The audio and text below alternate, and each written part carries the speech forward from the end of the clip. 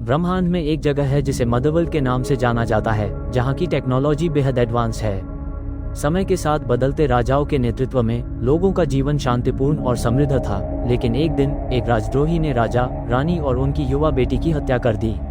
सत्ता पर कब्जा करने के बाद राजद्रोही ने अपने सबसे क्रूर सेनापति को दूसरे प्लेनेट से संसाधनों की लूट शुरू करने के लिए विशाल ब्रह्मांड में भेजा। साथ ही उसने ऐसे विद्रोहियों की खोज की और उन्हें खत्म कर दिया जो उसके साथ शामिल नहीं हुए। रिमोट प्लेनेट पर एक छोटे से गांव में लोग फसल का जश्न मना रहे थे। यहाँ की टेक्नोलॉजी बहुत पिछड़ी हुई है। लोग सीधे और दयालु हैं। हर कोई फसल के जश्न में डूबा हुआ है, कोरा को छोड़कर, जिसे इस जश्न के माहौल से कोई फर्क नहीं पड़ रहा। जब कोरा घर लौटी तो उसके गोद लिए पिता ने उसे गांव में घुल मिल जाने की सलाह दी, क्योंकि ये उसका घर है। कोरा ने अपने गोद लिए पिता से कहा कि सब कुछ पहले ही तय हो चुका था। जब उन्होंने उसे अंतरिक्ष यान के मलबे के बीच पाया, उसका जन्म ऐसी दुनिया में हुआ जहाँ युद्ध चल रहा था। युद्ध के बीच पली बड़ी, जहाँ परिवार और प्यार की परिभाषा अब अस्तित्व में नहीं थी। उसे छोटी उम्र से ही सिखाया गया था कि प्यार एक कमजोरी है। कोरा को अपने इस रूप से नफरत थी, लेकिन उसके लिए इसे बदलना कठिन था। अगली सुबह कोरा और गांव के लोग फसल बो रहे थे और पिछली रात की सभा के बारे में बातचीत कर रहे थे। अचानक एक विशाल अंतरिक्ष यान घने बादलों को चीरता हुआ आकाश में प्रकट हुआ।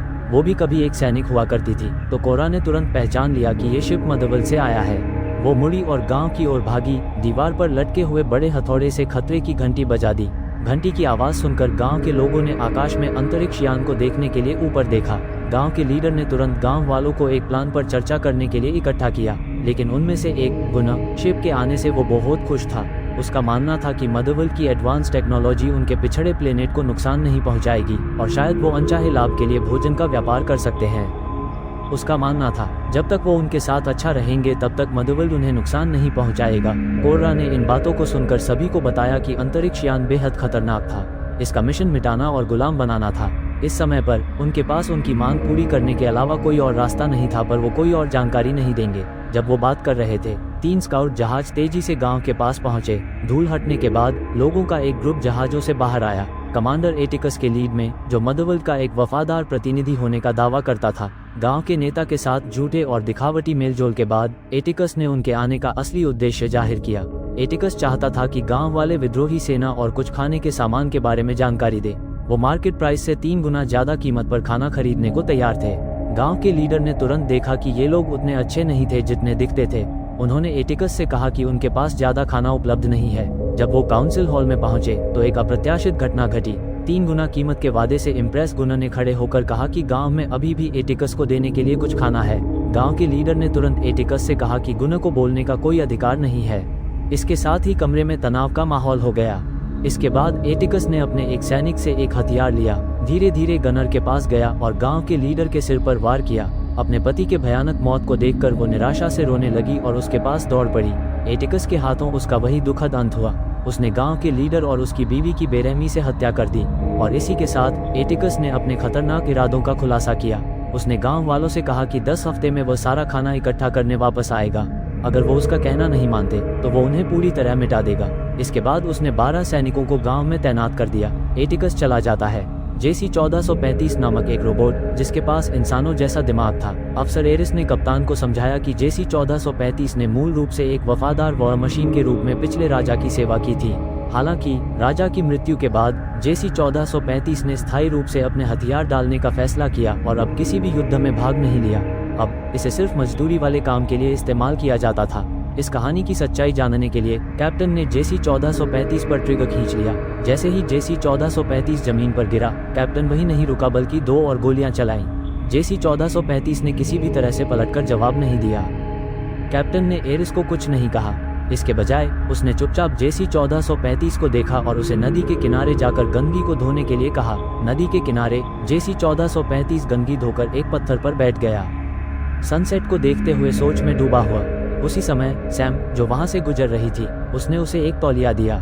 उसे लगा कि यह रोबोट बाकी लोगों को मरने वाली मशीनों से अलग है और कुछ इंसानों से भी बेहतर है। जेसी 1435 ने सैम के नेक इरादों को महसूस किया, जिसने उसे गुजरे हुए राजा की बेटी राजकुमारी ईसा की याद दिला दी। जेसी 1435 की नज़र में राजकुमारी ईसा बहुत नेक, सुंदर और दयालु थी। उसने एक बार अपनी गहरी इच्छा शक्ति के साथ उसके नाम पर हमेशा लड़ने की शपथ ली थी, क्योंकि उसका मानना था कि राजकुमारी ईसा शांति और प्रेम के युग की शुरुआत करेगी। लेकिन राजकुमारी ईसा के राज्याभिषेक के दिन राजा, रानी और राजकुमारी सभी की उनके सबसे भरोसेमंद लोगों द्वारा हत्या कर दी गई।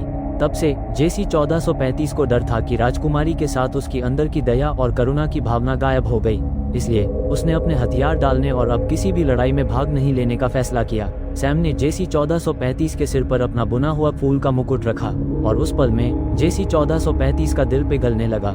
काउंसिल हॉल में गांव वालों ने गांव के लीडर और उनकी पत्नी की मौत के लिए गुना को दोषी ठहराया। वो न केवल खाना बेचने में नाकामयाब रहा था, बल्कि वो उनके लिए मौत भी लेकर आया था। इस समय पर एक गांव वाला खड़ा हुआ और सुझाव दिया कि वो एटिकस के सामने अपनी योग्यता साबित करने के लिए ज्यादा खाना उगाएंगे, ये उम्मीद करते हुए कि वो उन्हें छोड़ देगा। इस बात पर सभी गांव वाले सपोर्ट करते हैं। किसने सोचा था कि अगर वो ज्यादा खाना उगा सकते हैं तो एटिकस लोगों के लिए कुछ छोड़ सकता है। गांव वालों की बातें सुनकर कोरा को एहसास हुआ कि वो अभी भी स्थिति को नहीं समझ पाए हैं। वो घर वापस चली गई और भागने की तैयारी करने लगी। उसके पिता ने उसके इरादों को भांप लिया और घर लौट आए। कोरा को गांव के लिए कुछ करने के लिए मनाने लगे, क्योंकि अब वो समय आ गया था जब उन्हें उसकी जरूरत थी। लेकिन कोरा पहले से ही युद्ध के कारण होने वाले दर्द से थक चुकी थी, केवल भागना चाहती थी और लड़ना नहीं चाहती थी। एटिकस के हाथ एक बार फिर गांव वालों के खून से रंग गए। उस रात एरिस और 2 सैनिकों ने बुरे इरादों से सैम को पानी लाते हुए देखा और उसे बैरक में फेंक दिया। तभी कोरा ने ये सब देख लिया और जब सैनिकों ने उसकी ओर अपनी बंदूकें उठाई तो कोरा ने न चाहते हुए उसे अपनी कुल्हाड़ी सौंप दी। लेकिन अगले ही सेकंड में कोरा ने अचानक हमला किया, जिससे सैनिकों की बंदूक दूर जा गिरी और उसके सिर पर गोली लगने से बच गई। पलक झपकते ही कोरा ने सैनिकों के गले पर अपनी कुल्हाड़ी से वार किया, फिर जमीन से एक और हथियार उठाया और तेजी से कई और सैनिकों पर हमला कर दिया। बेहद खूंखार बैरक के अंदर के सिपाहियों का उससे कोई मुकाबला नहीं था।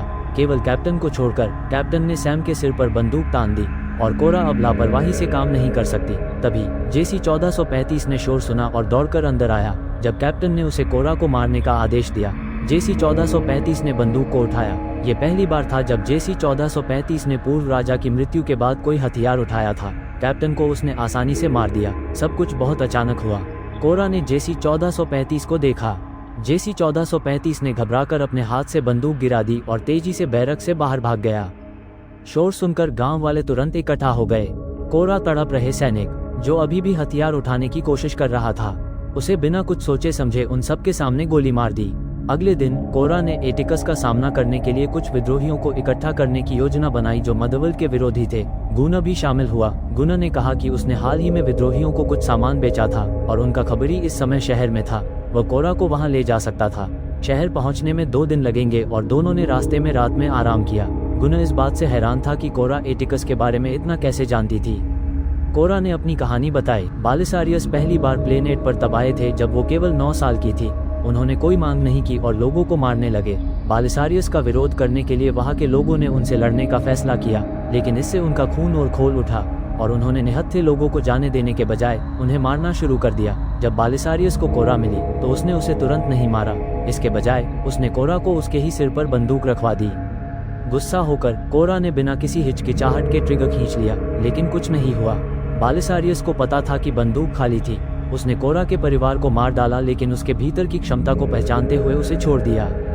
मदवल पर ले जाने के बाद कोरा को ट्रेन किया गया और उसने प्लेनेट का इतिहास सीखा। वो 5 वर्षों तक सैनिकों के साथ रही। इस दौरान वो बेरहम हो गई। उसके दिल में सिर्फ मौत और विनाश था। खत्म न होने वाले युद्धों ने धीरे धीरे कोरा को पागलपन की ओर धकेल दिया और यही कारण था कि बालिसारियस ने उसकी क्षमता को पहचाना। कोरा ने हैरान गुना से कहा कि उसे यकीन है कि एटिकस ग्रह को नष्ट कर देगा। अगले दिन शहर में एक बार के सामने बालिसारियस के लिए काम करने वाले इनामी शिकारी ने एक आदमी को खींच लिया। गुना को एहसास हुआ कि वो आदमी विद्रोहियों के लिए मुखबिर था। जोखिम से बचने के लिए कोरा के पास जोखिम लेने और बार में घुसने के अलावा कोई रास्ता नहीं था। कोरा और गुना 2 अनजान चेहरों को देखकर सभी उनकी ओर देखने लगे। अलग अलग प्रजाति के जीव उन्हें देख रहे थे। दोनों शांति से बार के पास पहुंचे और ड्रिंक का ऑर्डर दिया। प्लान बनाया कि कैसे अपनी पहचान बताए बिना विद्रोहियों के बारे में जानकारी इकट्ठा की जाए। तभी एक सुअर के सिर वाले प्राणी ने गुना से बात करने में रुचि दिखाई। कोरा उसे जाने को कहती है। जब गुना ने सुअर के प्रस्ताव को मना कर दिया तो उसने अचानक उसकी कमर पर हमला कर दिया, जिससे गुना का चेहरा दर्द में बदल गया। कोरा ने सुअर का हाथ दूर धकेल दिया, लेकिन बदले में वो उसे धमकी देने लगा। इससे पहले कि सुअर अपनी बात खत्म कर पाता, कोरा ने तेजी से उसके हाथ से चाकू ले लिया, उसके सिर को बार पर पटक दिया और ब्लेड को उसके चेहरे के सामने घोंप दिया। सुअर के सिर वाला प्राणी बार से दूर जा गिरा और ऐसी चीजों के होने से गार्ड्स को कोई हैरानी नहीं हुई। कोरा ने सोचा कि उसने पहले ही सबका ध्यान अपनी ओर खींच लिया है। उसने पूछा कि क्या किसी को विद्रोहियों के बारे में कुछ पता है। एक आदमी जो एलियन के सहारे जिंदा है, उसने कहा कि उसने बोरेक्स प्लेनेट पर किसी को देखा है जो पूर्व राजा का सेनापति हुआ करता था। राजा की मृत्यु के बाद उसने अपने कई साल बोरेक्स अरीना में बिताए। जैसे ही कोरा और गुना बोरेक्स की ओर जाने वाले थे, सुअर के सिर वाला अपने और साथियों के साथ बार में लौट आया, बदला लेने के लिए तैयार। सुअर के सिर वाले ने कोरा को पूरी तरह से कमागा। गुना को बेचैनी महसूस हुई। सुअर के आदेश से उसके साथियों ने गोलीबारी शुरू कर दी। कोरा शांत रही। उसने अपना हथियार उठाया और ट्रिगर खींच लिया। हमलावरों को उम्मीद नहीं थी कि कोरा इतनी तेज होगी। उसके लिए ये छोटे मोटे खेल के अलावा कुछ नहीं था। हमले के जवाब में उसने 2 दुश्मनों को मार गिराया। गुस्सैल सुअर के सिर वाले ने हमला किया। कोरा ने उसे नीचे गिरा दिया और तेजी से उसके चेहरे पर लात मारी।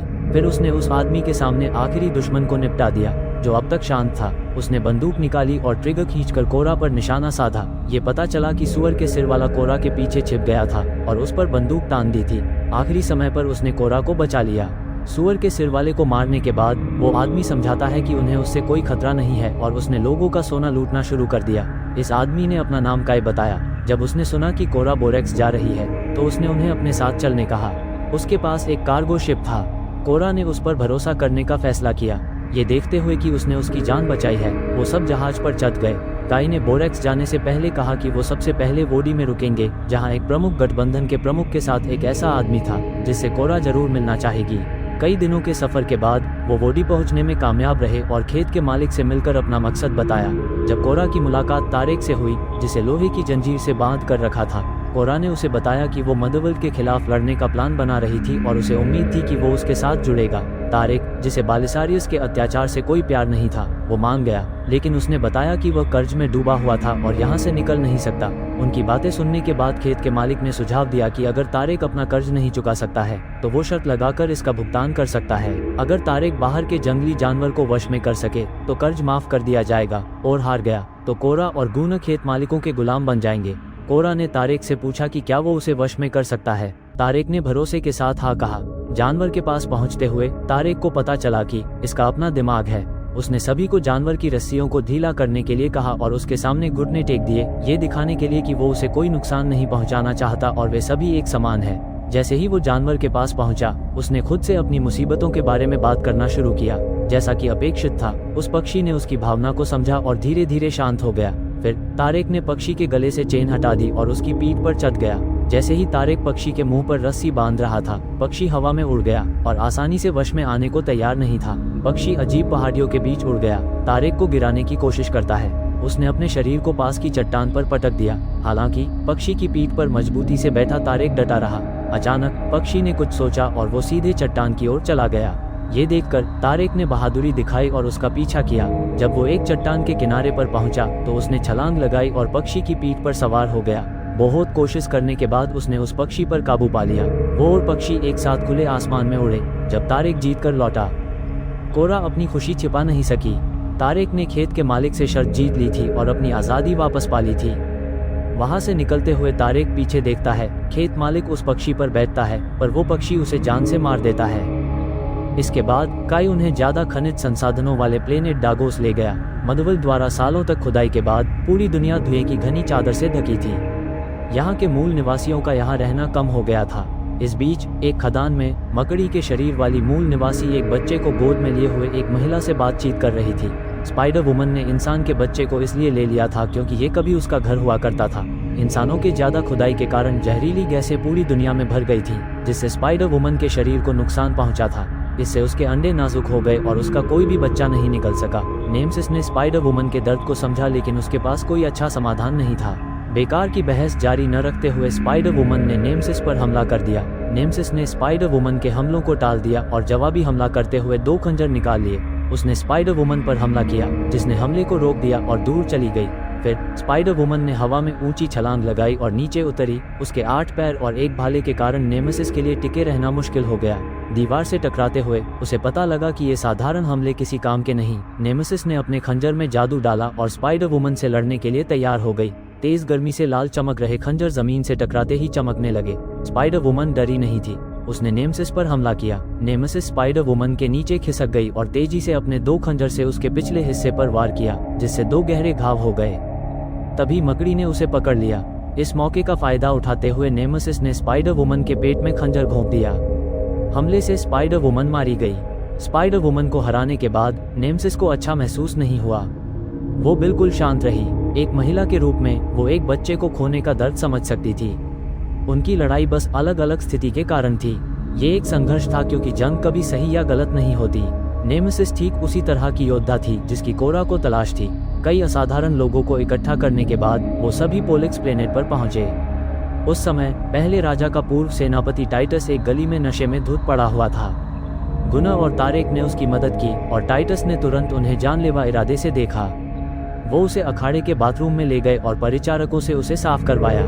कोरा बालिसारियस से टाइटस की वीरता के बारे में सुनकर सीधे मुद्दे पर आई और उसे अपना प्लान बताया। वो चाहती थी कि टाइटस मदरवल्ड के अत्याचार के विरोध में उनके साथ शामिल हो। हालांकि टाइटस शांत था। जब बालिसारियस ने सत्ता पर कब्जा कर लिया तो टाइटस के सभी अधिकारी शहीद हो गए थे। तब से टाइटस इस प्लेनेट पर रह रहा था, अपने दिन बेहोशी में बिता रहा था, अपने बचे सालों को चुपचाप जीने के अलावा और कुछ नहीं चाहता था। कोरा ने निराश टाइटस की ओर देखा और कहा, भले ही आप काया कहलाने को तैयार हो, पर क्या आप चाहते हैं कि आपके शहीद दोस्तों को भी काया कह के याद करें? इन शब्दों पर टाइटस तुरंत गुस्सा हो गया। वो अपना अपमान सहन कर सकता था, लेकिन वो कभी किसी को अपने शहीद साथी का अपमान करने की इजाजत नहीं देता था। कोरा की बातों से प्रभावित होकर टाइटस ने मदरवल्ड का विरोध करने में दूसरों के साथ शामिल होने का फैसला किया। इस बीच विद्रोही जासूस को एटिकस के जहाज पर ले जाया गया। एटिकस ने जासूस से विद्रोही के ठिकाने के बारे में पूछा और वादा किया कि अगर जासूस ने सच बताया तो उसे आज़ादी मिल जाएगी। जान बचाने के लिए जासूस ने बताया कि विद्रोही नेता शाओलिन पर छिपा हुआ था और शाओलिन राजा उन्हें सहायता प्रदान कर रहा था। हमेशा खून का प्यासा रहने वाले एटिकस ने अपना वादा नहीं निभाया।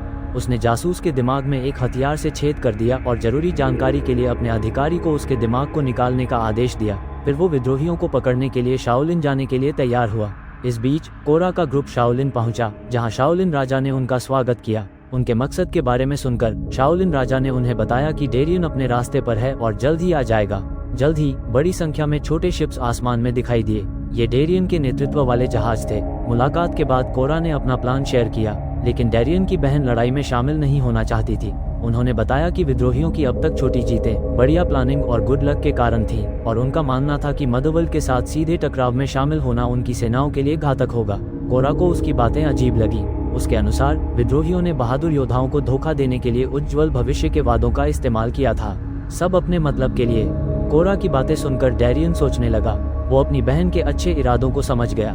चूंकि उनकी सेना का हर एक सैनिक एक बहादुर योद्धा था और उसकी बहन नहीं चाहती थी कि वो बेवजह मरे, लेकिन डेरियन ने अपनी बहन से कहा कि उन्हें अपना मेन मकसद कभी नहीं भूलना चाहिए। विद्रोही सेना बनाने का कारण मदरवल्ड के अत्याचार को उखाड़ फेंकना और एक नई सामाजिक व्यवस्था बनाना था। डेरियन की बातें सुनकर बहन अपने भाई के फैसले से सहमत हो सकी। डेरियन को ये भी पता था कि यह लड़ाई उनके लिए आसान नहीं होगी।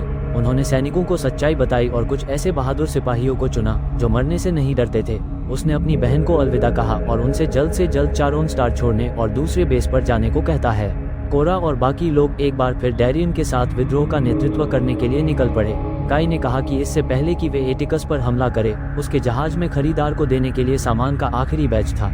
इससे उसे चोर के रूप में अपनी पहचान पूरी तरह से छोड़ने और बिना किसी अपराध के विद्रोह में शामिल होने का मौका मिल जाएगा। कोरा ने इस पर कोई आपत्ति नहीं जताई। इस बीच शेरान राजा अपने घुटनों पर था, दया की भीख मांग रहा था। ये पता चला कि जैसे ही कोरा चली गई थी, एटिकस चारोन के पास पहुंचा और राजा से सवाल किया कि उसने विद्रोहियों का साथ क्यों दिया। शेरान राजा ने रोते हुए बताया कि उनकी सभ्यता 10,000 वर्षों से ज्यादा समय तक जीवित रही क्योंकि वे सम्मान और दयालुता को बाकी सबसे ऊपर महत्व देते थे। हालांकि एटिकस ने हाथ में राजदंड लेकर राजा के शब्दों को तिरस्कार के साथ खारिज कर दिया। उसकी नजरों में सिर्फ सत्ता और युद्ध ही शाश्वत थे। फिर उसने शेरान राजा के चेहरे पर राजदंड घुमाया। बिना किसी दया के उसने शेरान के प्लेनेट को नष्ट करने का आदेश दिया।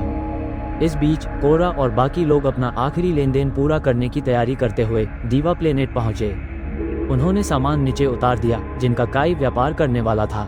डेरियन ने अपने आदमियों को हाई अलर्ट पर रहने का निर्देश दिया। सब कुछ प्लान के मुताबिक चल रहा था। हालांकि कोरा के दिल में गहरी बेचैनी थी। उसने काई को इनामी शिकारी से बात करते हुए देखा और खामोशी मुसीबत में बदलने वाली थी। अगले ही पल एक शिप से हमला होता है जिसने डेरियन के छोटे शिप पर हमला कर दिया। जैसा सोचा था, हमलावर कोई और नहीं बल्कि एटिकस का शिप था। इसके तुरंत बाद जहाज से उतारा गया लोहे का बक्सा अचानक एक रोबोट में बदल गया, जिसने कोरा को कसकर बांध दिया। अचानक हुए हमले के कारण हर कोई हमले का जवाब देने से पहले ही बेबस हो गए। उस रोबोट्स ने उन्हें जकड़ लिया, जिससे वो हिल भी नहीं पा रहे थे। इस पल में काई ने अंततः अपना असली रंग दिखा दिया। ये पता चला कि काई हमेशा से विद्रोहियों को पकड़ना चाहता था और उन्हें एटिकस से एक बड़े इनाम के बदले में देना चाहता था। जब उसने कोरा को बार में एटिकस का विरोध करने के बारे में बात करते हुए सुना तो उसने अनजाने में एक जाल बिछा दिया। उसने हर पल दिखावा किया कि सब कोरा के मुताबिक हो रहा है। कोरा और विद्रोहियों को मौत के रास्ते ले जाना। एटिकस कोरा के सामने आ गया। काई के काम से बहुत खुश होकर उसे हैरानी हुई और एहसास हुआ कि कोरा वो युवा लड़की थी जिसे राजा जिंग ने वर्षों पहले अपनी निगरानी में तैयार किया था। उसने पहले ही अनुमान लगा लिया था कि अगर वो कोरा को वापस ले आएगा तो उसे बालिसारियस से बहुत बड़ा पुरस्कार मिलेगा। उसने एक ऐसा हथियार निकाला जो दिमागी कनेक्शन को तोड़ सकता था और इसे गुना को दिया और वादा किया कि अगर गुना उसके आदेशों का पालन करेगा तो उसे जिंदा घर लौटने की इजाजत दी जाएगी। काई के दबाव में गुना ने धीरे धीरे डिवाइस को मशीन में डाला। गुना ने कोशिश की और जैसे ही काई देखने ही वाला था, गुना ने अचानक हथियार को मशीन से बाहर निकाला और काई को मार दिया। हथियार हटा दिए जाने से कोरा मशीन की पकड़ से आज़ाद हो गई। उसने एक राइफल पकड़ ली, एटिकस के सभी हमलों से बचते हुए और ईंधन बैरल पर गोली चला दी। जैसे ही एटिकस ब्लास्ट की शॉकवेव से जमीन पर गिरा, एक ब्लास्ट से आसमान जगमगा उठा। इस लड़ाई में गुना ने नेमेसिस को आज़ाद कर दिया और नेमेसिस की मदद से सभी ने अपनी आज़ादी वापस पा ली।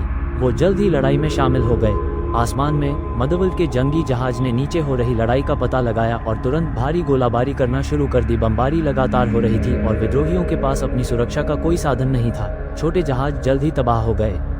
विद्रोहियों ने दुखी होकर देखा जब उनके जहाज दुश्मन की भारी गोलाबारी से टुकड़े टुकड़े हो गए।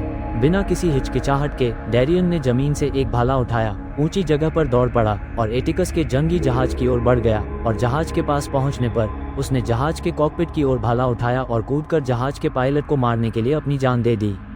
अपनी आखिरी ताकत लगाकर उसने जहाज की दिशा बदल दी। विशाल जहाज एक तैरते डॉक से टकरा गया। कोरा को एटिकस मिला।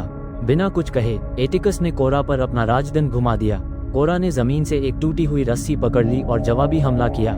एक घायल शेरनी की तरह कोरा ने अपने दबे हुए दर्द और गुस्से को बाहर निकालते हुए एटिकस पर अपने तेज मुक्कों से बेरहमी से हमला किया। एटिकस अब विरोध नहीं कर सका। कोरा ने जमीन से राजदंड उठाया और बेरहमी से एटिकस की छाती में घोंप दिया। आखिर लड़ाई में कोरा से एटिकस हार गया, लेकिन उसकी आंखों में कोई डर नहीं था। एक अलग तरह की खुशी दिखाई दे रही थी। एटिकस की ओर देखते हुए कोरा ने उसे अंतिम झटका दिया। एटिकस की हार के बाद सभी कोरा के साथ उसके घर चले गए। गुना को अपने शहर की खूबसूरती पर भरोसा ही नहीं हो रहा था। जैसे ही वे सनसेट के समय गांव की ओर बढ़े, जेसी 1435 भी गांव का मेंबर बन गया और इसकी रक्षा करने का बीड़ा उठाया। इस बीच एटिकस को होमवर्ल्ड में वापस लाया गया। ये पता चला कि वो पहले ही आधा इंसान और आधा मशीन में तब्दील हो चुका था। टेक्नीशियंस ने उसके सिस्टम को एक उपकरण से जोड़ा और इसे बालिसारियस तक पहुंचाया। होमवर्ल्ड के टाइम स्पेस जगह में बालिसारियस एटिकस की ओर पीठ करके खड़ा था। वो एटिकस के मिशन से बहुत नाराज था और उसने उसे विद्रोहियों को जल्दी से खत्म करने और कोरा को जिंदा पकड़ने का आदेश दिया। इससे पहले कि एटिकस कुछ कह पाता, बालिसारियस ने उसे प्रेजेंट में वापस भेज दिया। इस मूवी का पहला पार्ट यही खत्म होता है। मिलते हैं अगले वीडियो में।